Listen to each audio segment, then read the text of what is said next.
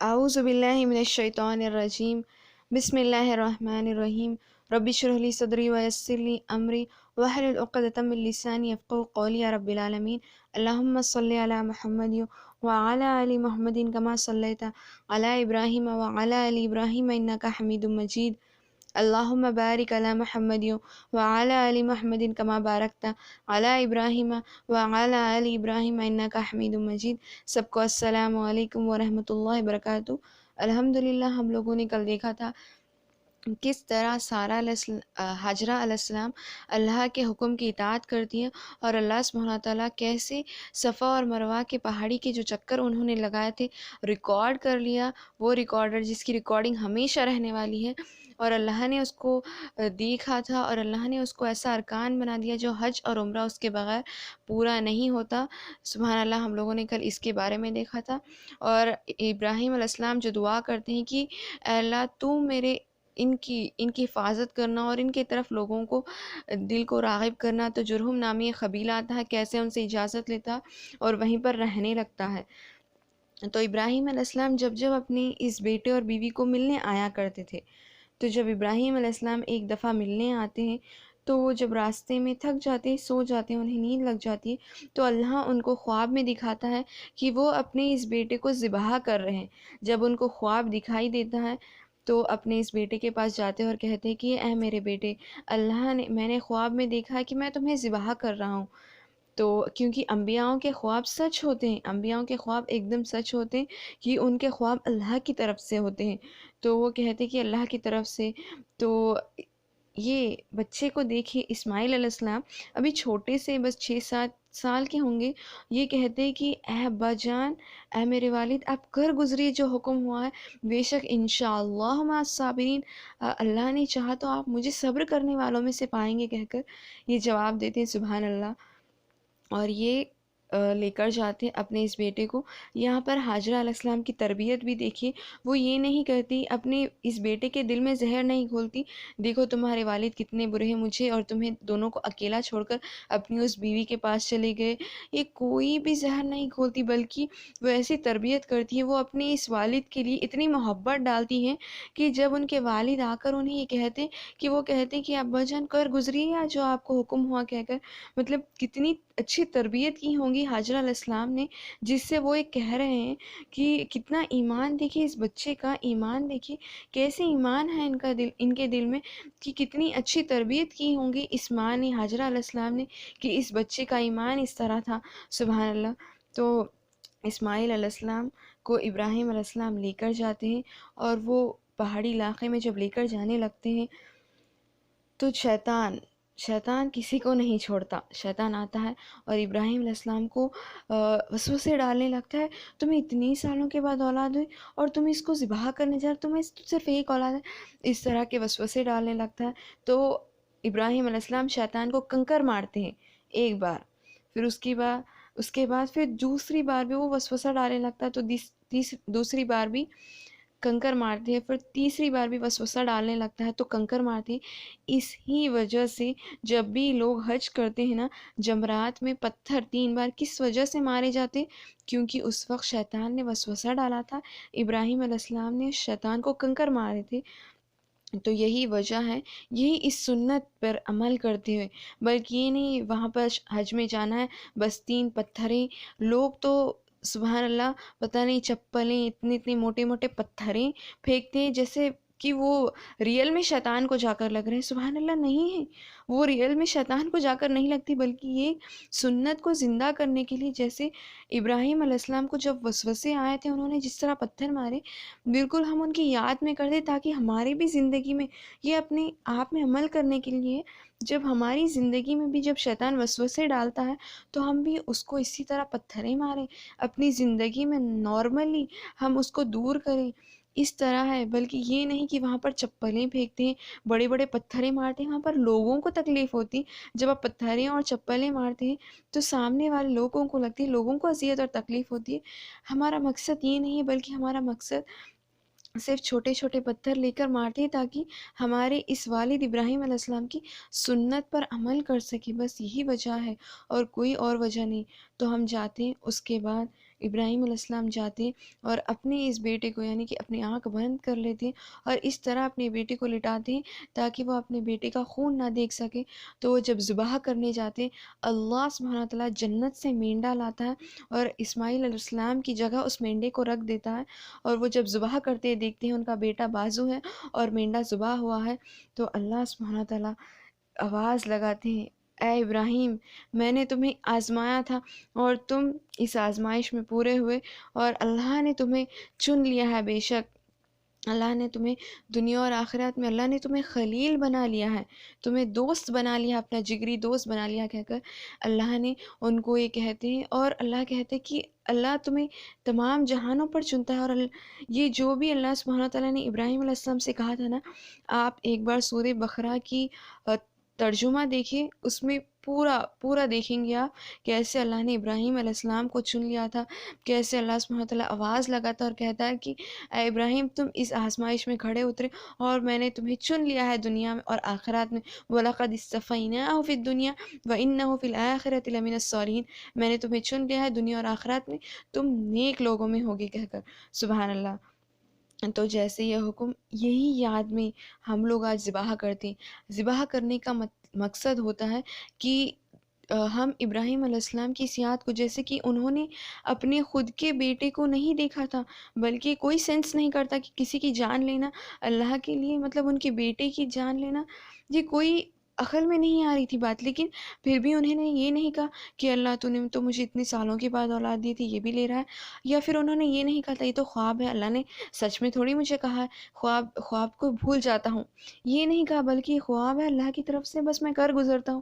جیسے انہوں نے اللہ کے اس حکم کو کر گزرا تھا، ہم بھی اس بقرعید کو جب ذبح کرتے یہ اس وجہ سے کرتے کہ اللہ کا حکم ہے، ہم اللہ کے حکم کو کر گزرتے ہیں.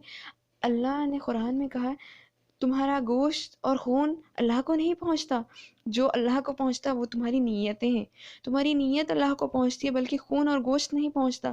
تو ہم کیا کرتے ہیں، دکھاوے کے لیے بڑے بڑے بکرے اور لوگوں میں بہت زیادہ بانٹنا دکھاوے کے لیے، اور اپنی طرف بہت زیادہ گوشت رکھتے ہیں، اتنا کنجوسی کرتے ہیں.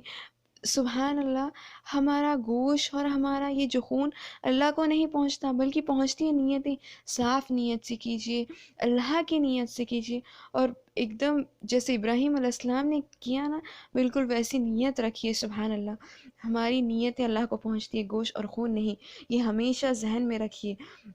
تو اس طرح جب ابراہیم علیہ السلام یہ کرتے ہیں، اس کے بعد اللہ سبحانہ تعالیٰ کچھ دنوں کے بعد جب اپنے بیٹے اسماعیل علیہ السلام ابراہیم علیہ السلام سے ملنے جاتے ہیں تو اللہ حکم دیتا ہے کہ اے ابراہیم، تم اب اپنے اس بیٹے کو لے کر ایک کعبے کی تعمیر کرو. جب وہ کعبے کی تعمیر کرنے لگتے ہیں اپنے اس بیٹے کو لے کر، دیکھیے نا، جب ابراہیم علیہ السلام آ کر اپنے بیٹے اسماعیل علیہ السلام سے کہتے کہ اے میرے بیٹے، اللہ نے حکم دیا ہے کہ آپ کو اور مجھے تعمیر کرے ایک کعبے کی، تو یہ نہیں کہتے یہاں بیٹے کی تربیت بھی دیکھیے، اے ابا جان آپ کر لیجیے نا، اللہ نے تو آپ کو ہاتھ دیے ہوں گے. سبحان اللہ. آج کی اولاد ایسے ہی جواب دیتے ہیں نا. سبحان اللہ. تو یہ نہیں کہتے. بے شک اسماعیل علیہ السلام کیا کہتے کہ اے ابا جان کے اللہ کا حکم ہے تو بے شک ہم کر گزرتے ہیں، چلیے ہم لوگ تعمیر کرتے ہیں. بے شک وہ دونوں جاتے ہیں تعمیر کرنے لگتے ہیں. ابراہیم علیہ السلام ایک پتھر پر ٹھہرتے ہیں اور اسماعیل علیہ السلام پتھر ہی لا کر دیتے ہیں. وہ ایک کے بعد، جب کوئی سیمنٹ، مٹی، ریتی کچھ نہیں تھا، بس پتھر ایگزیکٹ ایک کے بعد ایک فٹ ہو جاتی تھی وہ باکس کے ٹائپ میں. تو اس طرح اللہ نے اس وقت دیا تھا، تو ایک دم وہ فٹ ہو جاتی تھی اور اس طرح وہ تعمیر کرنے لگتے ہیں. تو اب اونچی ہونے لگتی ہیں. تو جب تو کوئی سیڑھی ایسا کچھ نہیں تھی، بلکہ اللہ معجزہ کرتا ہے. جب بھی ابراہیم علیہ السلام کو اوپر تعمیر کرنا ہوتا تھا تو اللہ سبحانہ تعالیٰ اس پتھر کو اوپر کر دیتا تھا. تو جیسے یہ معجزہ تھا تو وہ ایک دم تعمیر کرتے تھے. جب وہ تعمیر ختم ہونے لگتی ہے تو ایک جگہ ایسی بچ جاتی ہے جب کوئی بھی راک یعنی کہ کوئی بھی پتھر فٹ نہیں ہوتا وہاں کی جگہ پر. تو اسماعیل علیہ السلام بہت ڈھونڈتے ہیں، تو جب ڈھونڈنے لگتے ہیں ایک پتھر دکھتا ہے جو کہ ایک دم بہت خوبصورت تھا. تو وہ لا کر اپنے والد کو دیتے ہیں، اے ابا جان دیکھیے. تو ابراہیم علیہ السلام کہتے ہیں کہ اے میرے بیٹے، اللہ نے یہ پتھر آسمان سے، جنت سے اتارا ہے اور یہ حجر اسود ہے۔ تو وہ حجر اسود رکھتے ہیں۔ تو کچھ روایتوں کے مطابق اس وقت وہ پتھر بہت زیادہ گورا تھا، بہت زیادہ سفید تھا، لوگوں کی گناہوں کی وجہ سے وہ کالا ہو گیا۔ سبحان اللہ، یہ کچھ روایتوں میں آتا ہے۔ لیکن اس کا نام حجر اسود تھا، یعنی کہ بلیک سٹون، حجر اسود تھا۔ تو وہاں پر آج بھی ہم لوگ حجر اسود کو دیکھیں گے۔ جب وہ لوگ تعمیر کر رہے تھے تو سبحان اللہ کس طرح کی دعائیں ابراہیم علیہ السلام نے کی ہے، دیکھیے، ربنا وجعلنا مسلمین لک ومن ذریتنا امۃ مسلمۃ لک وارنا مناسکنا وتب علینا انک انت التواب الرحیم۔ اے اللہ، بنا مجھے مسلمان، اور میری صرف مجھے ہی نہیں بلکہ ومن ذریتنا، میری اولاد میں سے بھی مسلمان کو نکال۔ ہر وقت ابراہیم علیہ السلام اپنی اولاد، میری اولاد، اولاد کے لیے دعائیں کیا کرتے تھے۔ اور بس، اور یہ بہت اچھی بات ہے، جب آپ کوئی نیکی کر رہے ہوتے نا اس وقت فوری دعا کریے، کیونکہ یہاں پر ابراہیم علیہ السلام کعبے کی تعمیر کر رہے ہیں اور دعائیں کر رہے ہیں۔ جب بھی آپ کوئی نیکی کرتے ہیں، جیسے کہ آپ صدقہ کرتے ہیں، تو فوری اللہ سے دعا کریے کہ اللہ تو قبول کر، اور میں صرف تیری نیت سے کر رہی ہوں، اور نیت بھی صاف رکھیے۔ اور کہیے کہ جو بھی آپ کو چاہیے، آپ کی اولاد کے لیے ہو یا اپنی صحت کے لیے، قرضے کے لیے، جو بھی ہے، اس کے بعد فوری نیکی کے بعد دعا کیجیے۔ کیونکہ یہاں پر جب ابراہیم علیہ السلام کعبے کی تعمیر کر رہے ہیں، وہ دعا کر رہے ہیں اس وقت، کیونکہ نیکی کے وقت آپ لوگ دعا کیا کیجیے۔ تو آپ دعا کر رہے ہیں کہ اے اللہ قبول کر مجھ سے۔ اور جب عورتیں، آپ اپنے گھر والوں کے لیے کھانا بھی پکاتی ہیں، تب بھی دعا کریے، کیونکہ وہ پکانا آپ پر فرض نہیں، لیکن آپ پکاتی ہیں کیونکہ ایک اللہ کی رضا کے لیے، خوشی کے لیے، تو وہ بھی ایک عبادت ہے، تو اس وقت بھی آپ دعائیں کر سکتی ہیں۔ تو یہاں پر ابراہیم علیہ السلام دعائیں کرتے ہیں، سبحان اللہ، دعائیں کرتے ہیں اپنی اولاد کے لیے۔ پھر یہ بھی کہتے ہیں کہ ربنا تقبل منا انک انت السمیع العلیم، اے اللہ تو قبول کر ہم سے یہ عمل۔ پھر یہ نہیں کرے دیکھو میں تو بڑے کعبے کی تعمیر کر رہا ہوں کہہ کر یہ نہیں کہہ رہے، بس عاجزی ہر چیز میں۔ اور جب بھی آپ نیکی کرے تو عاجزی اختیار کرے، عاجزی اختیار کر کر کہہ رہے اے اللہ تو قبول کر ہم سے جو بھی اعمال ہے۔ اور آج کل ہم کچھ 5 وقت کی نمازیں پڑھتے ہیں اور کہتے ہم سے بڑا نمازی کوئی نہیں، ہم چند ماہ کے روزے رکھ لیتے 1 ماہ کے، اور ہم سے بڑا روزے دار کوئی نہیں، ایسے ہم فیل ہو جاتے ہیں۔ سبحان اللہ، یہاں پر اتنے بڑے کعبے کی تعمیر، جو ہمیشہ قیامت تک باقی رہنے والی اس کعبے کی تعمیر کر کر یہ کہہ رہے ہیں کہ عاجزی اختیار کر کر کہ اللہ جو بھی ہم نے اعمال کیا تو قبول کر لے بس۔ سبحان اللہ، دیکھیے، اور اللہ نے کیا کیا، جب وہ تعمیر کر رہے ہیں، اللہ نے اس پتھر کو نرم کر دیا، اور اس پتھر پہ ابراہیم علیہ السلام کے قدموں کے نشان رہ گئے۔ تو اسی لیے اللہ نے قرآن میں فرمایا وَاتَّخِذُوا مِن مَّقَامِ إِبْرَاهِيمَ مُصَلًّى، جو بھی ابراہیم کے جو پتھر وہ نشانی کی جگہ ہے، اس کو مصلی بنا لو، نماز کی جگہ بنا لو۔ اسی لیے جب بھی آپ حج اور عمرہ کرتے ہیں نا، تو جب کعبے کی طواف کر لیتے ہیں، اس کے بعد مقام ابراہیم کے پاس 2 رکعت سنت نماز پڑھنی چاہیے۔ محمد صلی اللہ علیہ وسلم کی سنت ہے، محمد صلی اللہ علیہ وسلم نے وہاں پر 2 رکعت سنت نماز پڑھی، اور پہلے رکعت میں قل یا ایھا الکافرون، اور دوسرے رکعت میں قل ھو اللہ احد، یہ سورہ پڑھ کر 2 رکعت نماز ادا کی ہے۔ تو ہمیں بھی اس طرح کرنا چاہیے۔ اور اللہ نے کہا وَإِذِ ابْتَلَىٰ إِبْرَاهِيمُ، تو اللہ نے کچھ کلمات سے آزمایا تھا، اور وہ ہر چیز میں کھڑے اترے کہہ کر۔ اور پھر اللہ نے کہا اِذْ قَالَ رَبُّهُ أَسْلِمْ قَالَ أَسْلَمْتُ لِرَبِّ الْعَالَمِينَ، جب بھی اللہ نے ان کو حکم دیا کوئی بھی چیز اسلم، تو وہ ہمیشہ اسلم تو، یعنی کہ میں مسلمان۔ آج کل ہم لوگ نام کے مسلمان ہیں۔ مسلمان کا مطلب وہ ہوتا ہے جو اللہ کے ہر ایک حکم کو مان لے، ایک دم دل اور جان سے مان لینا۔ اور آج ہم لوگ صرف نام کے مسلمان ہیں، کام کے تو ہیں نہیں۔ اس وقت وہ لوگ مسلمان نام اور کام دونوں سے تھے۔ اسلم، بے شک اے اللہ میں اسلم، میں تیری ہر ایک چیز کا اطاعت کرتا ہوں، تو جو بھی حکم کرے بس میں اس کا سرنڈر کر لیتا ہوں کہہ کر وہ کہتے تھے۔ پھر اللہ نے کہا وَمَن يَرْغَبُ عَن مِّلَّةِ إِبْرَاهِيمَ إِلَّا مَن سَفِهَ نَفْسَهُ وَلَقَدِ اصْطَفَيْنَاهُ فِي الدُّنْيَا وَإِنَّهُ فِي الْآخِرَةِ لَمِنَ الصَّالِحِينَ، کون ابراہیم کے ملت سے، اس کے طریقے سے، اس کے دین سے پھر سکتا ہے سوائے اس کے جو سفیہ نفسہ، جو بے وقوف ہے نا، وہی ابراہیم کے ملت اور طریقے سے پھر سکتا ہے۔ ابراہیم علیہ السلام کا طریقہ کیا تھا؟ جب بھی اللہ کا حکم ہوتا وہ مان لیتے تھے، اور صرف ایک اللہ، حنیفہ، یکسو حنیفہ ہو کے وہ صرف ایک اللہ کی عبادت کرتے تھے۔ اور اللہ کیا کہہ رہے ہیں؟ وَلَقَدِ اسْتَفَيْنَاهُ فِي الدُّنْيَا، اللہ نے چن لیا تھا انہیں اس دنیا میں، اور وَإِنَّهُ فِي الْآخِرَةِ لَمِنَ الصَّالِحِينَ، اور آخرت میں بھی نیک لوگوں میں سے ہوں گے۔ سبحان اللہ۔ بلکہ اللہ نے ان کو ایسا چنا ہے کہ جتنے بھی لوگ ان کے بعد آئے ہیں نا، جتنے بھی انبیاء گزرے ہیں نا، انہی کی نسل سے آئے ہیں۔ سبحان اللہ۔ ہمارے آخری رسول محمد صلی اللہ علیہ وسلم بھی انہی کی نسل سے ہیں، انہی کی اس دعا کا نتیجہ ہے کہ جب وہ کعبے کی تعمیر کرتے ہیں، دعا کرتے ہیں کہ ربنا وجعلنا مسلمین لک ومن ذریتنا امۃ مسلمۃ لک، کہ اللہ میری اولاد میں سے ایک ایسی نبی کو نکال، ایک ایسی اولادوں کو نکال جو تیری عبادت کرے۔ تو اللہ نے ان کی دعا قبول کی، ایسی قبول کی، وہ جس بیٹے کے ساتھ لے کر تعمیر کر رہے تھے نا، اسی بیٹے سے محمد صلی اللہ علیہ وسلم کو نکالا، جو سید الانبیاء ہے، جو اماموں کے سید ہے، لیڈر آف پروفٹس ہیں، ان کو نکالا۔ سبحان اللہ۔ تو دیکھیے، جب بھی کوئی آپ نیکی کرتے کبھی ضائع نہیں ہوتی۔ آپ جب بھی نیکی کرے تو خالص اللہ کی نیت سے کرے، جب بھی دعا کرے اللہ کبھی ضائع نہیں کرتا کسی کی دعاؤں کو۔ بس ہمیں ہونا چاہیے کہ ہم استقامت رکھیں اس دعا پر، یہ نہیں کہنا چاہیے۔ اور نبی صلی اللہ علیہ وسلم نے کہا، جب بھی تم لوگ دعا کرتے ہو اور جب یہ کہتے ہو کہ اللہ تو میری دعا قبول ہی نہیں کر رہا، تو تمہاری دعا قبول نہیں ہوتی۔ تو تم استقامت سے اللہ سے دعا کرتے جاؤ، کرتے جاؤ، اللہ دعا قبول کرے گا۔ نبی صلی اللہ علیہ وسلم نے فرمایا 3 طریقے سے تمہاری دعا قبول ہوتی ہے۔ ایک تو جو تم مانگ رہے ہو وہ اگر تمہارے لیے خیر نہیں ہے تو اللہ اس کو روک دیتا ہے، قیامت کے لیے اس کے تمہارے لیے کچھ باقی رکھ دیتا ہے۔